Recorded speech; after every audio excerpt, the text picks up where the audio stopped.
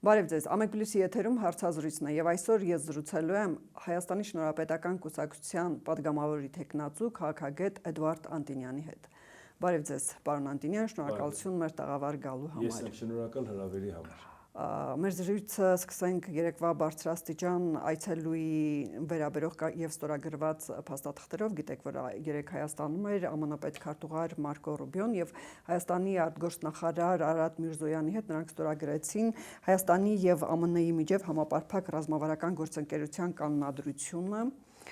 Ինչպես նաև շատ կարևոր մի փաստաթուղթ հանքանյութերի, կարևորագույն հանքանյութերի եւ հազվագյուտ հանածոների արդյունահանման եւ մշակման ոլորտում մարտավարման ապահովման շրջանակային հուշագիրը նախաստորագրվեց TRIP-ի նախագծի վերաբերյալ միջպետական համաձայնագիրը եւ այլն։ Ինչպես եք գնահատում այս փաստաթղթերի ստորագրումը, այդ այցը Կարճատև ընդամենը օդանավակայանում 1 ժամով կամ մի փոքր ավել այդ այցը եւ ընդհանուր առմամբ այս փաստաթղթերով ինչ հնարավորություններ է ունենում Հայաստանը։ Նախ եթե Հայաստանը Ամերիկայի Միացյալ Նահանգների հետ իր շփումը բարձրացնի ցանկացած մակարդակի, երևի առաջի ողջունողներից մեկը ես կլինեմ։ Դե մենք ռազմավարական գործընկերության վերաբերյալ փաստաթուղթ ունենք, որովհետև ես հենց հրապարակային գործունեությունը սկսել եմ 2004 թվականից, ասելով, որ Հայաստանի ապագան է Եվրամիությունը, ՆԱՏՕ-ն եւ Ամերիկայի Միացյալ Նահանգների հետ երկարաժամկետ փոխշահավետ համագործակցությունը։ Իսկ 2004 թվականին ՆԱՏՕ-ի անուն տալը շատ կասկածելի նայում են, թե ում շահերն են սպասարկում։ Ուզեմ ասեմ, եթե դա վերաբերվի Ամերիկայի հետ նորմալ հարաբերություններ, խնդիր չկա։ Բայց մենք պետք է մի քիչ ավելի զգուշավոր լավատեսություն ունենանք, ինչի հետ կապված, որտեղ Ամերիկայի Միացյալ Նահանգները դեռ հարցը չի կարգավորել Իրանի հետ։ Եվ եթե ամեն օր ես այդ հարցին անդրադարձել եմ, տեսել եմ մեր ներքաղաքական օրակարգում Իրանի թեման բացարձակ չկա։ Բոլորը քարոզարշավով տառապում են, չեն նկատում, որ ցանկացած դրա փոփոխության արդյունքում դա ազդելու է Հայաստանի վրա, աշխարհի վրա, տարածաշրջանի ու Հայաստանը։ Վերջապես Արարատ Միրզոյանն երեք ասեց, շատ կարևորում ենք, որ Ամերիկան Իրանի հետ հարաբերությունը կարգավորի։ Եթե Ամերիկան Իրանի հետ հարաբերությունը չկարգավորեց, մենք միշտ խնդիր ենք ունենա։ Կկարողանանք արդյոք TRIP-ը օգտագործել, թե ոչ։ Կկարողանանք նորմալ համագործակցել, թե ոչ։ Որտեղ մենք տեսել ենք, որ Իրանը բավական ագրեսիվ է հարևանների նկատմամբ, ովքեր Ամերիկայի շահերն են սպասարկում։ Հարվածումը արաբական երկրներն ասում են դուք այդտեղ բազա ունեք։ Ասում է այնտեղ որտեղ կա ամերիկյան համալսարաններ հարվածելու է, դեսպանատուն հարվածում, այսինքն Իրանի հետ չի կարելի կատակներ անել։ Հասկանալի է, իսկ Հայաստան Ամերիկայի հետ նման փաստաթուղթ ստորագրելով կամ փաստաթղթեր ստորագրելով նշանակում է Ամերիկայի շահերն է սպասարկելու կամ սպասարկում, թե փոխշահավետ են այնուամենայնիվ։ Ի սկզբանե TRIP-ը դա նախաձեռնություն էր Ադրբեջանի, ոչ թե Հայաստանի, որովհետև Հայաստանի վարչապետ Նիկոլ Փաշինյանը ինքը ասեց, որ մենք խաղաղության խաչմերուկը առաջարկել ենք բոլորին, առաջի հերթին Ռուսաստանին, Ռուսաստանը մերժել էր, Չինաստանը մերժել էր, մեկ էլ շատ պատահաբար նախաձեռնություն հանդես բերեց Դոնալդ Թրամփի ադմինիստրացիան։ Այն էլ նախաձեռնություն հանդես բերեց այն բանից հետո, երբ իր ներկայացուցիչը գնաց Բաքու հանդիպեց Ուիտկոֆը, պայմանավորվեցին եւ եկան։ Այսինքն այդ նախաձեռնությունը, որ դա շատ կարևոր է Ադրբեջանի երկու մասերը կապելու եւ այդ պարագայում նաեւ կարող է ճանապարհը լինել տարանցիկ, իհարկե հասկանալի է, որ այնպես չի, որ դա մեր նախաձեռնությունն է։ Ու երբ որ ասում են, որ Ամերիկան դրանով մեր անվտանգությունը ապահովեց, դա էլ լուրջ չի։ Բայց Ադրբեջանը այդ դեպքում այլ բան էր ուզում։ Նրանք ուզում էին Զանգեզուրի միջանցք եւ նրանք միգուցե նաեւ Ռուսաստանի հետ միասին նման կարծիք կա, որ ցանկանում էին, որ դա լինի Հայաստանի ոչ սուվերեն տարածքը։ Նրանք ուզում էին անարգել, նրանք ուզում էին արտոնյալ պայմաններով վերահսկողությունը ցանկանում էր որը ռուսները իրականացնեին։ Այդ դեպքում ինչպես է դա Ադրբեջանի նախաձեռնությունը։ Այսպես, եթե այն տարբերակը իրանք պետք է անեին, այս անգամ Ամերիկայի Միացյալ Նահանգները 74% բաժնեմաս ունենալով 99 տարով, թեկուզ եթե 49 տարի հետո տոկոսը կփոխվի, Ադրբեջանի համար դա ձեռնտու է, որովհետև իրանք լավ գիտեն, որ Ամերիկայի Միացյալ Նահանգները ներդրում չի անելու։ Եվ երրորդ կողմ ներգրավելու հետ կապված լինելու է փոխադարձ համաձայնություն։ Այսինքն մենք գիտենք, որ Ամերիկան ընտրելու է պետություններ, որոնք գումար կդնեն, Հայաստանն էլ չի մերժի Ամերիկային, ինքը այդ կշիռը չունի Նիկոլ Փաշինյանը, որ Թրամփին ասի չէ։ Այսինքն մենք վաղը չգիտենք, թե ով կհայտնվի, տեղից էլ այդ 74%-ը որևէ մեկը չի ասում, որ տարածքը Հայաստանի իրավազորության ներքո չի։ Պարզ է, Հայաստանի տարածքում այն չի մասին է խոսքը, բայց մեր ձեռքերը սահմանափակ են, որպեսի ինչ որ բան անեն, երբ որ մյուս կողմը Միացյալ Նահանգներն է, եւ որ գործընկերներ կարող են ներգա։ Վաղը չզարմանաք, որ մեզ կասեն, դե ժողովուրդ ջան, պետք է Ադրբեջանը ներդրում անի, որպեսի սիրտը տաքը լի այդ գծի վրա, չէ՞։ Բա Թուրքիան որ ներդրում չանի, բա ո՞նց կլինի։ Մի զարմացեք, կար ժամանակ հետո այդ մասին կասեն։ Կամ դուք կտեսնեք երկրներ, որոնց հետևը կանգնած կարող է լինեն Թուրքիան, Ադրբեջանը։ Այնպես որ մենք պետք է հաշվի առնենք, թե մեր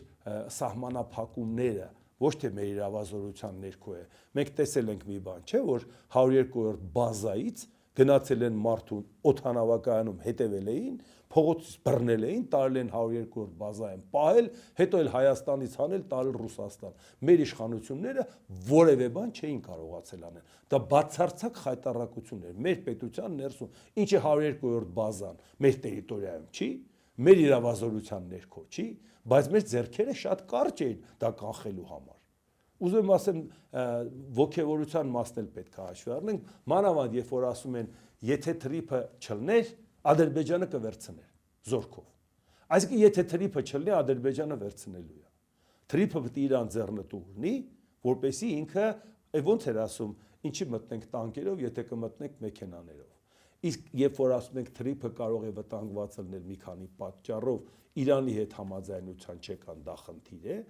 Առաջիկա ընտրությունների հետ կապված Դոնալդ Թրամփը նոյեմբերի 3-ին խնդրեմ ունենա, դա էլ է խնդիր, որովհետև նախկին ադմինիստրացիան նման հետաքրքրություններ չուներ թրիփի հետ կապված։ Նիկոլ Փաշինյանն ասեց նախկիններին դիմել ենք, իրանք չեն ուզել։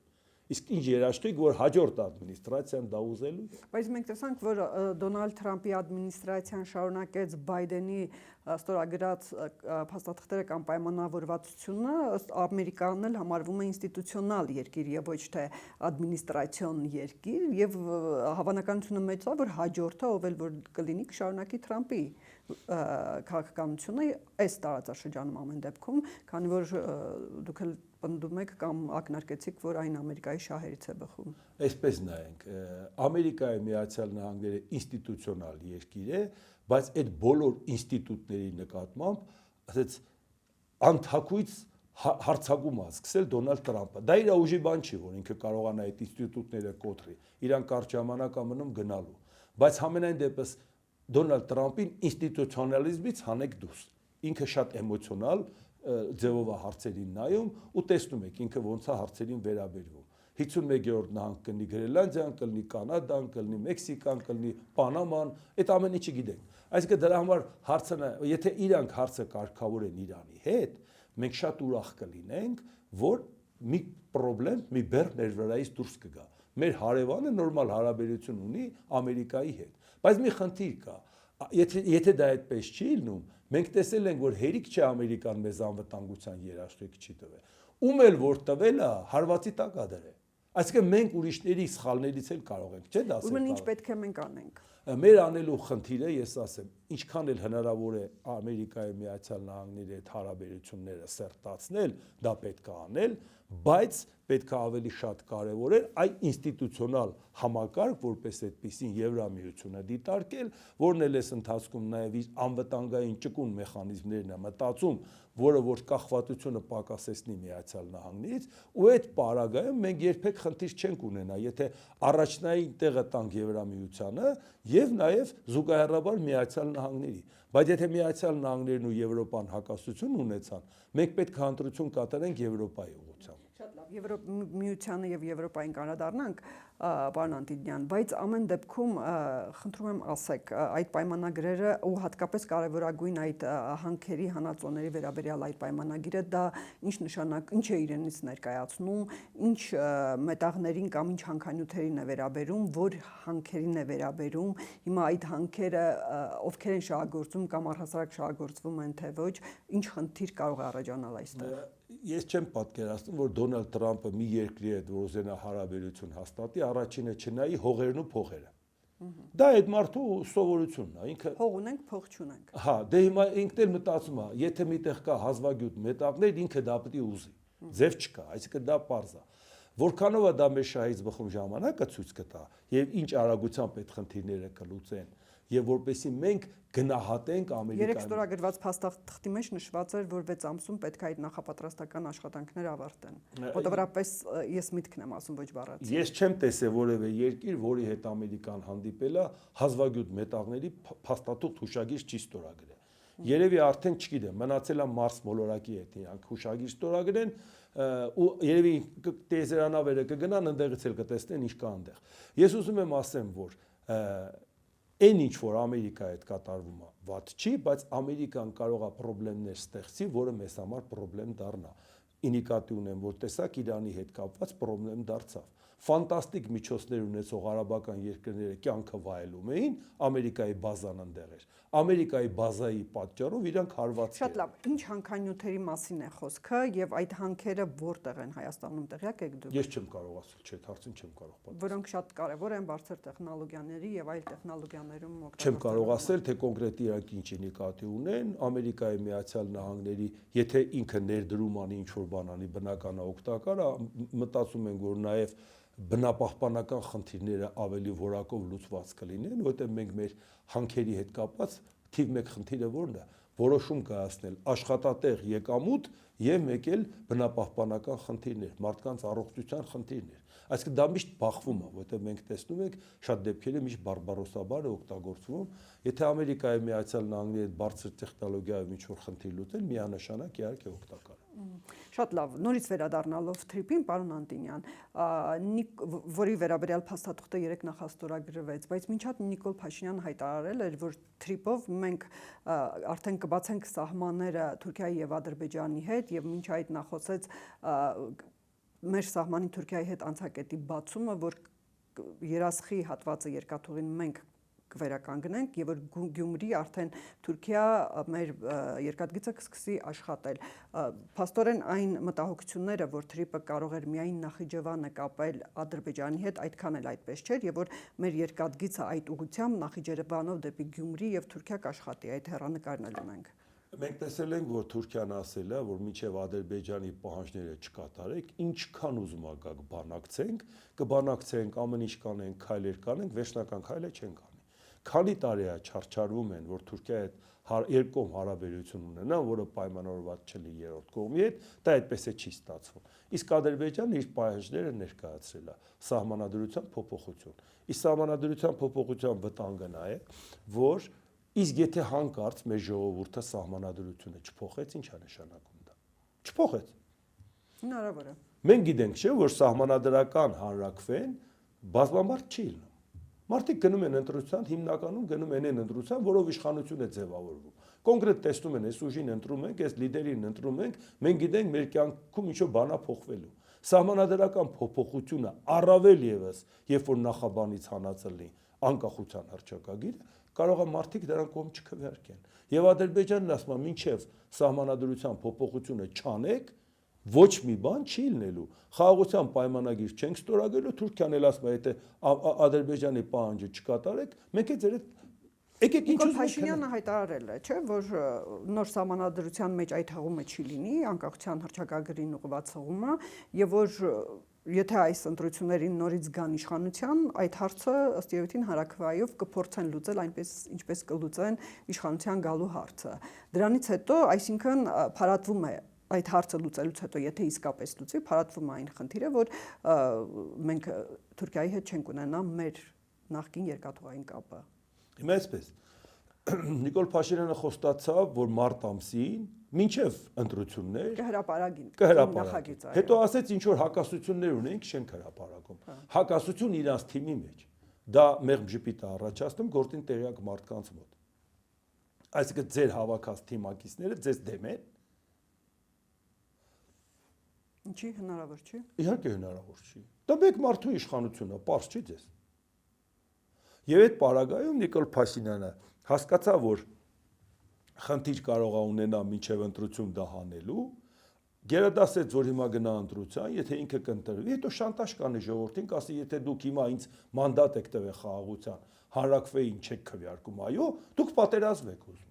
Դուք եք պատերազմ ուզում։ Հիմա ինքը պատերազմի բեռը դնում է մեր վրա։ Մենք էլ ի սկզբանե ասում ենք, եթե Ադրբեջանը պայմանը դրել է, ասում ես, եթե դա չհանենք, ուրեմն դա մեզ տանում է պատերազմի։ Եթե հանում ես ու ժողովուրդը չի քվեարկում, ի՞նչ է նշանակում։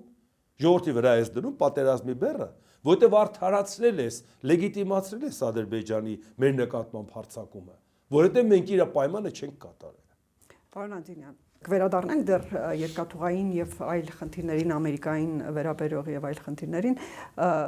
գանք արդեն Քարզարշավին եւ ձեր կուսակցությանը բավականին հետաքրքիր էր, որ դուք միացաք շնորհապետական կուսակցությանը,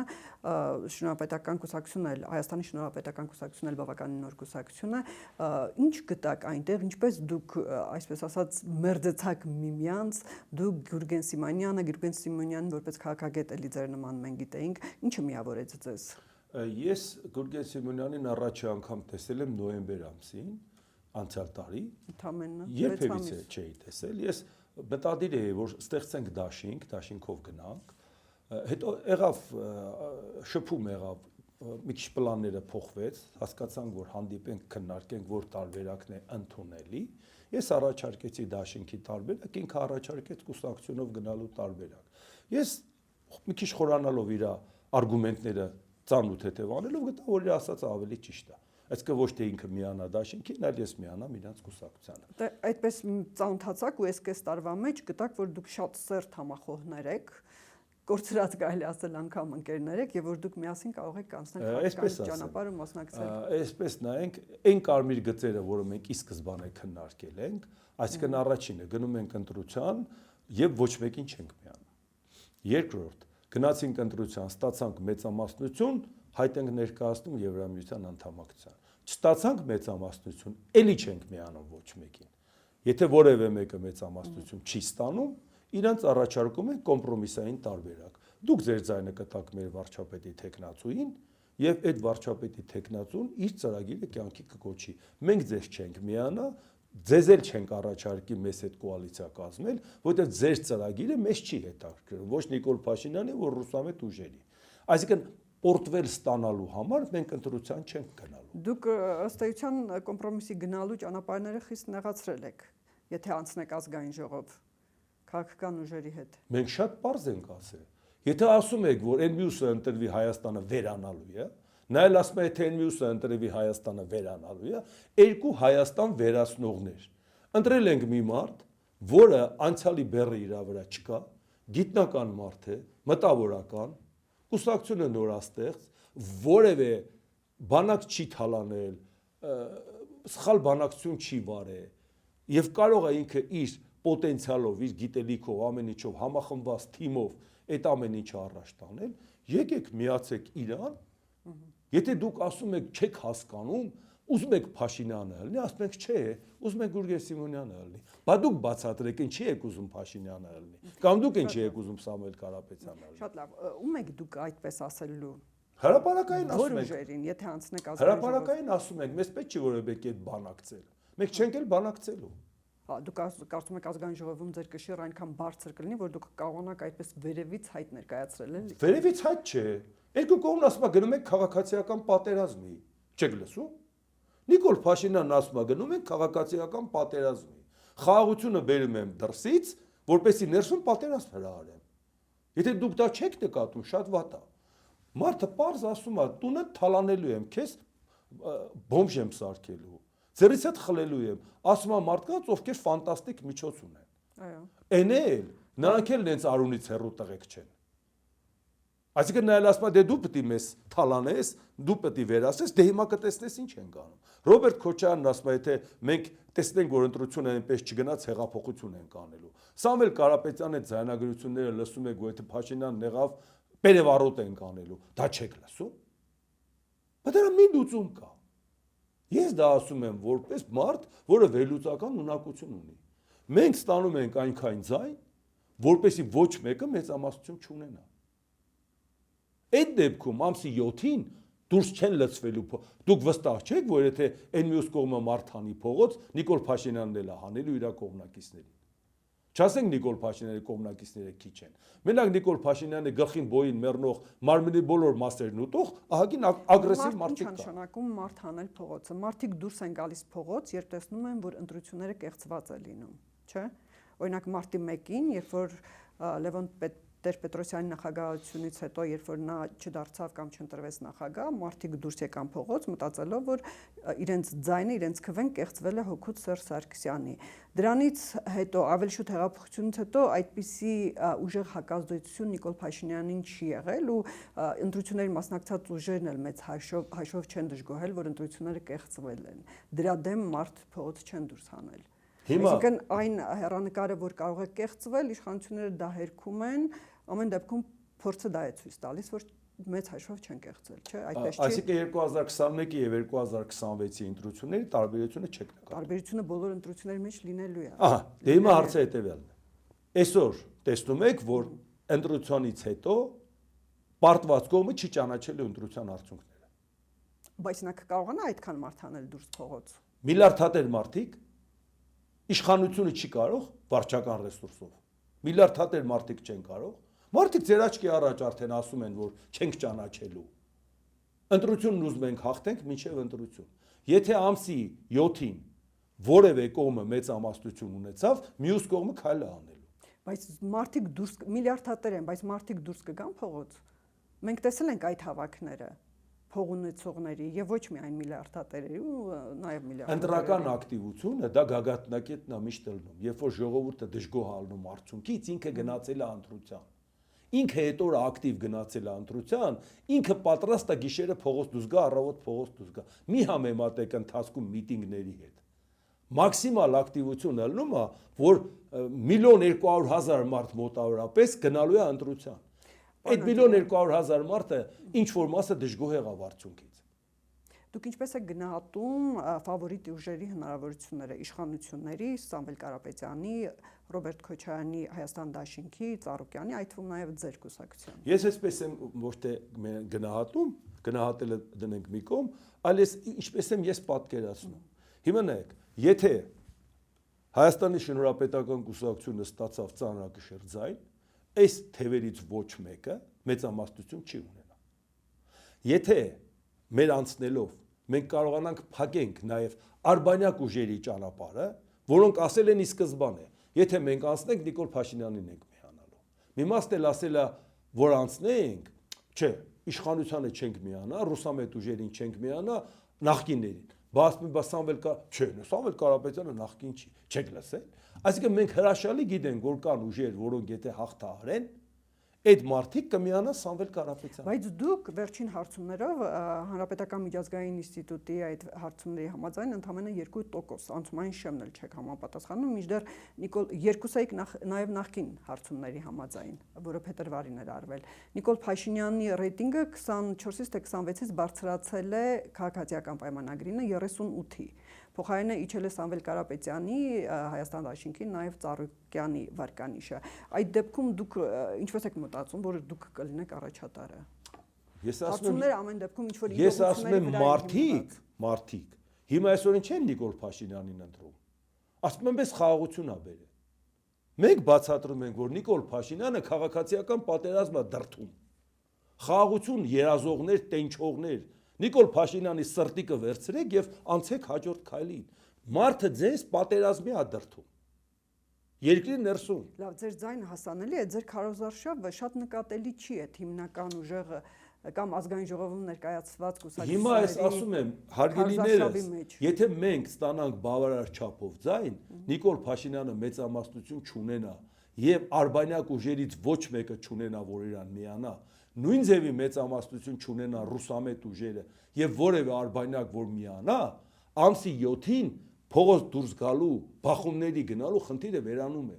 որովհետեւ մարդիկ արդեն պետք է մտածեն երկրորդ փուլի բանակցությունների մասին, ով ում հետ կոալիցիա կկազմի, ինչ կանի եւ այլ եւ այլ։ Այսինքն դուք առաջի ալիքը կոտրում եք քաղաքացիական բախման, որովհետեւ ամսի 7-ին ոչինչ չի որոշվում։ Մեր առաջարկությունը սա է, եթե մարդիկ ուզում են քաղաքացիական պատերազմ, արուն են տենչում, երկու կողմից։ Ես էլ բացատրում եմ, մի քանի հազար դրամով մի գնացեք զոհվեք։ Շատ լավ, դուք բացատրում եք ձեր տեսակետը, թե ինչ եք դուք նաև առաջարկում ձեր կուսակցությունը։ Այդ դեպքում դուք շրջանցեցիք այն հարցը, թե ինչպիսին եք տեսնում ձեր հնարավորությունը, դուք ասում եք, եթե մենք լինենք մեծամասնություն, ես ձեզ ներկայացրեցի որոշակի սոցհարցումներ, որոնց արդյունքում դուք չեք լինի ոչ միայն մեծամասնություն, այլ ազգային ժողով չեք անցնի։ Ձեր քարոզարշավն էլ շատ իդեպ քարոզարշավ անում եք, նկատելի այդքան շատ չի։ Չէ, մենք քարոզարշավ անում ենք, մարզեր այցելում ենք պարբերաբար, Երևանում ենք շրջում ամեն օր, հիմա այստեղից է որ դուրս գամ, գնալու եմ միանամ մեր գործընկերներին, անում ենք։ Իհարկե, պարզա, որ Նիկոլ Փաշինյանի չափ չենք կարող քարոզարշավ անենք։ Ոչ միայն Նիկոլ Փաշինյան, ինչու այնտեղ կա Ռոբերտ Քոչարյան, Հա, մենք որ գնում ենք որևէ մարզ, որ ուզում ենք մի բան նկարենք, չենք կարողանում մնաց կանգնենք, որ հետևը Նիկոլ Փաշինյանի սրտիկը չերևա։ Աղբի դույլերի վրա, քանդած շենքերի վրա, տես տաղավար չկա, կոշիկի կրպակ, չկա, այտենց Նիկոլ Փաշինյանի սրտիկը խանգարում է ձեր քարոզարշավը։ Չէ, ոչ թե խանգարում է, զզվանք առաջացնում։ Հնարավոր չի Նիկոլ Փաշինյանի այդքան սրտիկը տեսնելու չզզվել։ Հիմա այս մարդիկ ողողել են զզվանքով երկիրը։ Մենք առաջարկում ենք, ասում ենք, այս մարդիկ տանելու են բախման, հայ ժողովուրդ ջան, մի ձև կա, կտակ ձայն, մենք մեր ձայնը չենք տա որևէ կողմի, որի պարագայում հանկարծ մեկը մեծամասնություն ունենա, մյուսը արդյունքը չճանաչի, մարդկանց հանեն փողոց։ Հիմա դուք չեք ընդունում, որ Նիկոլ Փաշինյանը դիտավորյալ ասում, ընտրությունը ավարտվի, տունդ խլելու եմ։ Ինչ է ասում հիմա։ Որ նա ասի դե կտեսնես կխլես թե չէ։ Որպեսզի նրանք հիմա տրամադրվեն ուժ կիրառելու, որպեսզի ինքը լեգիտիմ հիմք ունենա, ուժ կիրառի նրանց դեմ։ Նիկոլ Փաշինյանը Սևիթին ասում է տունը կխլեմ, տակը նկատի ունենալով այն հանգամանքը, որ ապօրինի միջոցներով է ձեռք բերնվել ու դրանք դատական գործընթաց կա կամ քննչական գործընթաց կա դրա ուղղությամբ ու տունը Սևիթին կպետականացվի այնպես ինչպես 1-2-ը եղել են արդեն նույն 8 տարի ինքը չի արել դա։ Հիմա ասում է, հիմա չի ասում 5 օր, 10 օր, 20 օր հետո։ Հիմա է ասում ինչի համար, որ նրանք պատրաստվեն հակահարվածի։ Եթե սեփականատիրոջը դու ասում ես, ես միլիարդատիրոջն ասում ես, ես կդարձնեմ քեզ բանը բոմժ, միլիարդատիրոջը։ Ինչ եք ակնկալում, նա պիտի պատասխան չտա։ Նիկոլ Փաշինյանը տենչում է այդ պատասխանը։ Ես ասում եմ, դա լինելու է մեր ժողովրդի հաշվին։ Ես կարծում եմ, մեր ժողովուրդը բավարար գրագետ է հասկանալու համար, որ ոչ թե ինքը այլընտրանքային հնարավորություններ ունի, մի այլընտրանք ունի։ Ու այդ այլընտրանք չունի, որովհետև միակ կուսակցությունը, որը հստակ կկանգնի եւ չի միանա որևէ մեկին, որ արուն հեղվի, դա Հայաստանի Շնորհապետական կուսակցությունն է։ Լավ, պարոն Անտոնյան, Շնորհապետական կուսակցության ռեյտինգը շատ բարձր չի, դա նաև ոչ միայն սոցհարցումներով, այլ նաև անձն աչքով էլ կամ հետևելով եթերներին էլ կարելի է հասկանալ կամ ընտրողների տրամադրություններին։ Եթե դուք անցնեք ազգային ժողով, ոչ թե 2 լինի, այլ 2%, այլ 4, 5, 6, մինչև 10%, եւ ձեզանից լինի ձեր դիրքորոշումից լինի պայմանավորված, թե որ ուժը կգա իշխանության, Նիկոլ Փաշինյանը կլինի դա կամ ընդդիմադիր որևէ ուժ կամ ուժեր միասին, դուք ում նախապատվությունը կտաք։ Մենք ասել ենք, որ նախապատվությունը չենք տա ոչ Նիկոլ Փաշինյանին, ոչ նրա արբանյակներին, ոչ ռուսամետ ուժերին։ Նրանք էլ կասեն մենք ավելի շատ ձայն ենք հավաքել, դուք պետք է, ինչու մենք պետք է միանանք։ Գնանք հաջորդ ընտրության։ Երկրորդ փուլի։ Մենք չենք միանալու իրանց։ Միանալ նշանակում է կյանքի կոչել ռուսական ծրագիր։ Հիմա այս մարդիկ ասում են երկիրը տանենք Ռուսաստանի տակ։ Նիկոլ Փաշինյանն ասում է Ռուսաստանից, որ այդ ասում եք, ես Պուտինի հետ ավելի մոտ եմ, քան դուք ով եք Պուտինի հետ մոտ ելնեք։ Բացի դրանից է, ես համ Պուտինին եմ հասել, համ Էրդողանին եմ հասել, համ Ալիևին եմ ասել։ Հիմա մեզ ընտրության հնարավորություն ուզում եք ասեք նայա, որ կամ ընտրում ենք Էրդողանին, Ալիևին, Պուտինին կամ Պուտինին, լուրջ եք ասում։ Մենք էլ ասում ենք ընտրում ենք Եվրամիություն։ Ընտրում ենք ուժ, որը որ կասի, բեդ հանգստացեք, հա, էս ու էս, այլ ընտրանք չեն իրար։ Այս նույն խաղը, որ փորձում եք անեք, ընտրենք Նիկոլ Փաշինյանին, Քոչարյանը չգա, դա վաղուց իրան սպառած խաղ է։ Կամ էլ ընտրենք Սամվել Կարապետյանին, Նիկոլ Փաշինյանին տուն ուղարկենք, դա չի աշխատելու։ Դուք ասում եք մենք կգնանք Եվրամիություն, հենց ընտրվեցինք, բայց ձեզանից առաջ իշխանությունները արդեն Եվրամիության գնալու մասին օրենք են ընդունել, Եվրամիության հետ տարբեր փաստաթղթեր են ստորագրել, անդամ պետությունների հետ առանձին, Եվրամիության հետ առանձին, այսինքն նրանք կամաց-կամաց այդ քայլերը անում են։ Բացարձակ այդ քայլերը չեն։ Բացարձակ չեն անում։ Չէ։ Բացարձակ։ Այն ինչքան իրանք հեռանում են Եվրոպայից, երբևիցե Հայաստանը այդքան հեռու չի եղել։ Բայց հիմա կմտածեք, կասեք, բա Եվրոպանը չէ իրան պաշտպանում։ Եվրոպան էլ է սիրում հահասողներին։ Ասում է, այն մեկը հաստատ գիտենք տանելու է Ռուսաստանի տակ։ Այս մեկը գոնե մեզ ասում է, վայ, մենք ուզում ենք Եվրոպա գանք, բայց չենք կարա Վլադիմիր Վլադիմիրիչի դեմ դուրս գանք։ Դե հասկանում եք, մենք փոքր երկիր ենք, մենք ինչ կարող ենք անել։ Զգուշ պետք է այս քայլերն անենք եւ այլ եւ այլ։ Մենք ասում է, երբ որ կհասնենք այդ մակարդակին Եվրոպա գնալու, նոր որոշում կկայացնենք։ Դուք քարտեզին նայել եք Շանհայ գնալով Բրյուսել հասնում են, այդ ամենակարճ ճանապարհն է Բրյուսել գնալու։ Դու հայտ ես ներկայացրել Շանհայի համագործակցության կազմակերպություն եւ ասում ես մենք ուզում ենք Եվրոպա գնանք։ Ասում ես ԵԱՏՄ-ի մեջ պետք է խորանանք։ ԵԱՏՄ-ի խորացողը ո՞նց է Եվրոպա գնում։ Չեն ասում ԵԱՏՄ-ում պետք է խորանանք։ Նույն բան են ասել։ Նրանք ասել են մենք ԵՄ թե ԵԱՏՄ, մենք այդ ընտրությունը կկատարենք, երբ որ ժամանակը գա, հիմա գտնում ենք, որ ժամանակը չի դեռ։ Իրանք ամեն օր են ասում, որ մենք ԵԱՏՄ-ի մեջ ավելի ենք խորանալու, մեր ինտեգրացիոն կապերը ավելի ենք մեծացնում։ Առանձին պետությունների հետ։ Ոչ միայն առանձին համակարգի հետ, ունենալ Ռուսաստանի հետ, ավելի ենք խորացնելու կապերը։ Դուք պատկերացնում եք, որ հնարավոր է Շանհայի համագործակցության կազմակերպություն ԵԱՏՄ Ռուսաստանի հետ խորանալ։ Այսօր Ռուսաստանը ինչ է այսքան մուննատ գալի Նիկոլ Փաշինյանի վրա։ Ասում եք, ես հավատարմության երթում ես տվել, ասել ես Հայաստանը ինձանից ռուսամետ ոչ մեկը չկա։ Մենք մի կողմ ենք նետել մեր ռուսամետներին, գնացել խաղեր ես տալիս։ Մի կողմ են այդել, տեսեք, վերջին հանդիպման ժամանակ ասացին, որ պետք է մասնակցեն ընտրություններին։ Հա, բայց իրանք առանձնապես բան չեն անում։ Նիկոլ Փաշինյանը չի համարում, որ Պուտինն իր դեմ բան է անում, ինքը համարում է, որ ինքը նենց հավատարմության երթում է տվել, որ պրոբլեմ չի։ Երկրի ղեկավարը չի ասի, չէ, մյուս ղեկավարին, որ դու իմ դեմ բան ես անում, անձամբ ըստ երևույթին դիվանագիտական ինչ-որ հայտարարություններով կամ թիմակիցների կողմից դա հասկացնել տալիս են։ Երբևիթե դուք տեսել եք, որ ինքը ասի Վլադիմիր Վլադիմիրիչը իրան դեմ է։ Դե դա եմ ասում, ուղիղ դա չեն ասում։ Բա ինչ, այսինքն ինքը ուզում է ասի, որ Ռուսաստանի առաջի դեմքի մակարդակով են ուզում Հայաստանում իշխանապողություն անեն։ Բայց այդ դեպքում մենք էլ ասում ենք, եկեք գնանք Եվրոպա, որպեսզի կանխենք այդ արհավիրքը։ Իսկ Եվրոպա, որ դուք գնում եք այդպես, հենց հիմա Հայաստանի այս վիճակում զարգացվածության կամ ենթակառուցվածքների կամ որևէ այլ բարեփոխումների առումով հենց հիմա պատրաստ է Հայաստանին ընդունելու թե Եվրոպան էլ որոշակի խնդիրներ դրել է, մինչև չլուծեք դրանք, դիմումի մասին խոսակցությունը ըստ երևույթին ռոմանտիզմ կլինի։ Չէ, ռոմանտիզմ եք ընտրվելուց անմիջապես հետո հայտ ներկայացնում։ Չէ, հարցնեք ճիշտ պահն է Եվրոպա, որ մենք անդամակցության հայտ ներկայացնենք։ Հիմա տեսեք, անդամակցության հայտ ներկայացնում են, հետո դնում են անհատական ժամանակացույցը կազմում են, ճանապարհային քարտեզը կազմում են, իրավունքներն ու պարտականությունները ֆիքսում են ու սկսում են առաջ գնալ։ Առաջինը դիմում գրելն է։ Եթե դուք հիմա մարդը ասում է, մինչև չհասնեք այդ մակարդակին, որ ձեզ դիպլոմ տանք, բա ո՞նց եք դիմում գրում, բա որ դիմում չգրենք բուրջ չընդունվենք,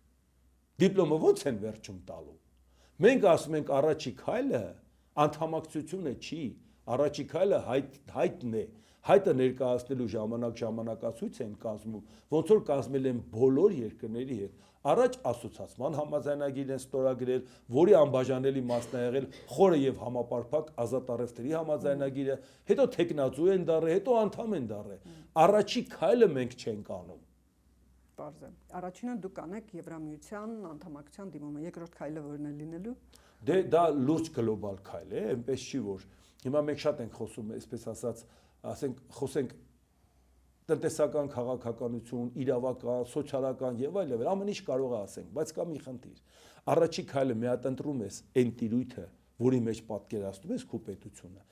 Քայլ առ քայլ առաջ ես գնում։ Եվրոպան վաղը կհասնես, քանի տարի հետո կհասնես։ Ամեն հաջորդ օրը դու ավելի առաջ ես, որովհետև ամեն հաջորդ օրը դու պետք է ինչ-որ մի բան հաղթահարես, որպեսզի շարունակվի քո այդ գործընկերությունը։ Պարոն Անտոնյան, տեսեք, դուք հիմա խոսում եք այդ քայլերից, բայց մինչև այդ քայլը ընտրություններ կան, այս հարցը ես գրեթե բոլոր կուսակցություններին տալիս եմ, ում մասին, ում անդամները կամ ում ղեկավարը խոշոր գործարար չի։ որտեղից կուսակցության քարոզարշավի ֆինանսավորում, այդ մոտ 8 միլիոն դրամի գրավի վճարում, այդ միջոցները ձեզ որտեղից տեսակ, դուք ասում եք Հայաստանի որ մասում կանգնում ենք Նիկոլ Փաշինյանի սրտիկն է, այսինքն դուք շրջել եք Հայաստանով, այդ ֆինանսական միջոցները որտեղից ձեզ։ Այդ ֆինանսական միջոցները նվիրատվություններ են, բացի կուսակցական անդամավճարները, այդ գումարները տարբեր մարդիկ, մեր հայրենակիցներ, որոնք հիմա նախընտրական հիմնադրամը հաշիվը կոնկրետ միայն բացառապես կուսակցության անում են նվիրատվություն, կուսակցության հաշվից փոխանցում են այդ նախընտրական հաշվի վրա։ Այդ բոլորը հստակ ֆիքսվում է, պարզ տեսնում են ով է փոխանցել այդ գումարը։ Տեսեք, մի որոշ ժամանակ առաջ ձեր կուսակցության ղեկավար Գուրգեն Սիմոնյանի հետ հարցազրույց եղավ եւ ներկայացվեց, որ ոչ մեր լրատվամիջոցը, որ բավականին քիչ գումարներ կան, այդ քիչ գումարների 90%-ն էլ անձամբ ինքն էր փոխանցել այդ ձեր կուսակցության հաշվի համարին, այսինքն այնպես չի, որ այդ նվիրատուները կանգնած են եւ ձեզ փողերը ողողում են, անդադ նվիրատվություն են ալիս։ Դա չի երևում, ըստ երևույթին ստվերային ծախսեր էլ կան։ Ստվերային ծախսեր չկան, որովհետև հաշվի համարներով չեն անցնում։ Մենք ծախսում ենք այնքան դրամ, ինչքան ուրիշները այդքան դոլար։ Դա բարդ չի տեսնել։ Բարդ չի տեսնել իրանց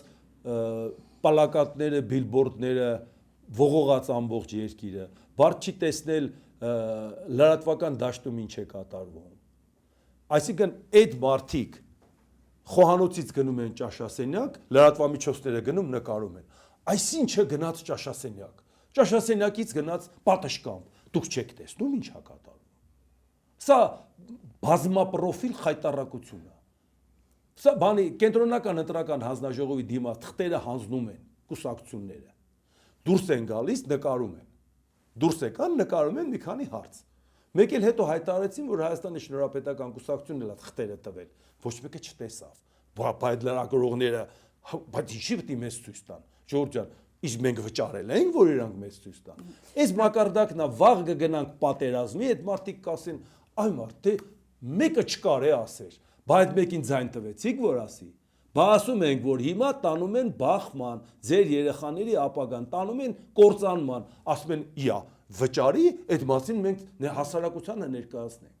Լավ, պարոն Անտինյան, դուք ձեր խոսքի մեջ ասացիք Ռուսաստանի մունաթը, դա ձեր խոսքն է, եւ Ռուսաստանը իսկապես ամեն օրը մի քանի անգամ մունաթ է գալիս Հայաստանին, ձեր ասած այդ Եվրամիության հետ սերտ հարաբերությունների կամ հարաբերությունների սերտացման համար։ Երեք էլ ես պաշտոնյաների անունները չթվարկեմ, հայտնի եւ անհայտ պաշտոնյաներ ասում են, որ տեսեք Հայաստանը գնում է Եվրամիություն, մենք պետք է արդեն գույքագրենք, թե ինչ քայլեր է անում դեպի Եվրամիություն, որոնք Ռուսաստանի դեմ են, եւ մենք պետք է դրանց դեմ որոշակի քայլեր ձեռնարկենք։ Ընդհանուր մինչեւ հիշեցնում եմ, որ մոտ 80% մեր ալկոհոլի գնում է Ռուսաստան եւ որ դա ըստ երևույթին պետք է կասեցնեն, այդ արդեն որոշակի ապրանքներ չեն գնում, ընդ որում Բելարուսը նույնպես արդեն սկսել է խնդիրներ հարուցել, ըստ երևույթին Ռուսաստանի դրդմամբ չեն կարող ասել, դուք ձեր կարծիքը կասեք, այդ դեպքում երբ է ու Հայաստանի առաջ պահանջ են դնում ԵՄ թե ԵԱՏՄ, երբ է պետք է ընտրությունը կատարել, եթե իսկապես պետք է կատարել։ Ռուսաստանում հրաշալի գիտեն, որ Նիկոլ Փաշինյանը Եվրամիություն չի գնում։ Հրաշալի գիտեն։ Այդ հավաստիացումները ինքը արել է, եւ հրապարակային եւ ոչ հրապարակային։ Բայց ինչ են հիմա սրում այդ թեման, որտեվ ասում են, դու չես կարող նույնիսկ ձևական հայտարարություն անես։ Երբ որ ասում է Նիկոլ Փաշինյանը, որ մենք մինչև Արցախը չհանձնեինք, մենք ինքնիշխանություն ձեռք չբերեցինք, այսինքն ավիրացություններով, կորուստներով, տարածքային կորուստներով, մարդկային կորուստներով Ադրբեջանի հետ կռվեցինք, անկախացանք Ռուսաստանից։ Շատ հետաքրքիր է։ Բայց դրանից հետո ո՞նց ես ասում Ռուսաստանը եղբայրական երկիր է։ Այսինքն դու ուզում ես ասես 18 թվին հեղափոխություն ես արել, 5 տարի մնացել ես Ռուսաստանի ֆորպոստ։ Բայց ինչ հեղափոխություն ես արել։ Այսինքն Պուտինն է ուզել, որ դու մնաս, չուզեր չէիր մնա։ Կամ եթե դու արյունով ես անկախացել, ինչ ես եղբայր համարում Պուտինին։ Դա նշանակում է, որ այդ խաղը շարունակվում է, եւ մենք չենք էլ անկախացել Նիկոլ Փաշինյանի ժամանակ։ Եվ նույնիսկ Պուտինն ասում է, դու չես էլ կարող նույնիսկ ասել մենք կորոշենք Եվրոպա գնանք թե չէ, նույնիսկ այդ նախադասությունը ձևի համար ասելը մենք քեզ կպատժենք։ Պարոն Անտոնյան, ռուսների հետ մենք մեր խնդիրներից շատ կարևորներից մեկը երկաթուղին է, որը այս թրիպի եւ այլ ապաշրջափակման շրջանակներում իշխանությունները ցանկություն ունեին, որ Ռուսաստանը վերանորոգեր որոշ քանդված կամ ոչ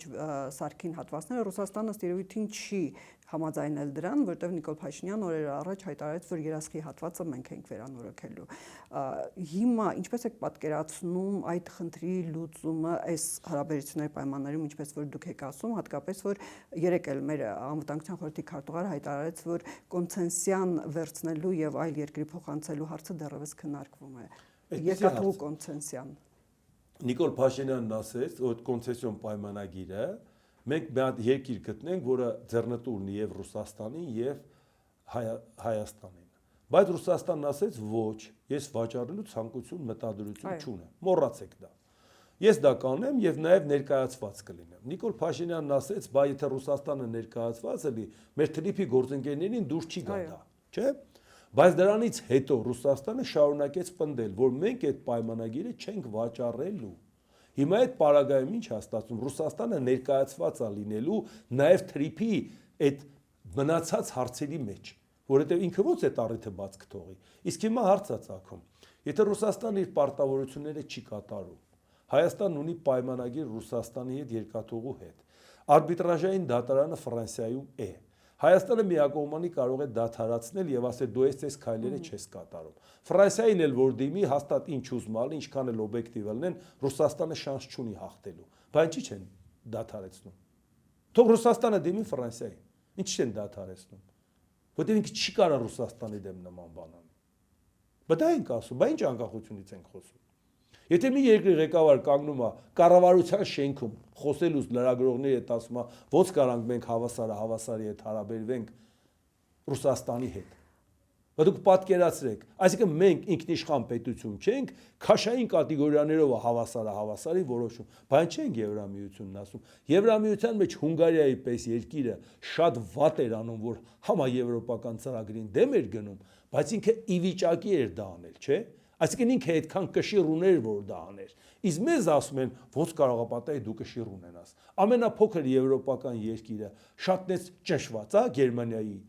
կողմից։ Իսկ հայկական այնուամենայնիվ հայկական երկաթուղու հարցի լուծումը ինչպես եք պատկերացնում։ Հայկական երկաթուղու հարցի լուծումը մենք չենք ռուսներից պոկվի։ Դուք ինչ եք անելու։ Չէ, մենք չենք ռուսներից պոկվում, հիմա տեսնում ենք, որովհետև Հայաստանի իշխանությունները այդ քայլը չեն անում։ Դուք ինչ եք անելու։ Հայաստանի իշխանությունները շատ հանգիստ կարող է պայմանագրային պարտավորությունները նային եւ ասեն, ընկեր, դու այս պարտավորությունը չես կատարում, եթե ներդրում չես անում, մենք ինքներս կդադարեցնենք, այս կանենք, եթե կոմպենսացիայի խնդիր կա կանենք, բայց չենք շարունակի։ Դուք ինչ եք անելու։ Այդ ասեցի էլի, բայց դա ասում։ Ինչ եք անելու։ Դուք ասում եք